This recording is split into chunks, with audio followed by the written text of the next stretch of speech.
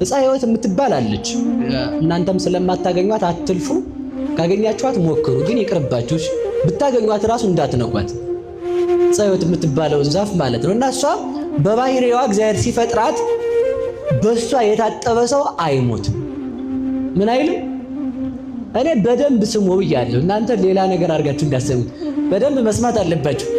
ያ ማለት ተመልከቱ፣ ሰው 130 ጊዜ ቆራርጦ ቢጠላችሁ ነፍሳችሁ ከተቆረጠውም አትለይም፣ ከዛኛውም አትለይም። ትልቁ ችግር እሱ ነው። ከዛ አንድ ፈላስፋ ያገኛታል ዛፏን። ሲያገኛት ቆይ ይችንማ ቀጥቅጬ ልታጠብባት ይልና ይዞ በእንስራ በማድጋ አድርጎ ቀጥቅጦ ከተማ ውስጥ መንገድ ዳር ብታጠብ ሰው ሰፈር ከሆነ ሰው ይረግጠውና ሕያው ይሆናል። ስለዚህ ጫካ ልግባና እዚያው ጫካ ለብቻ ልታጠብ ብሎ ተሸክሞት ሄደ። ግን ሰውየው አንድ ድንቁርና ነበረበት።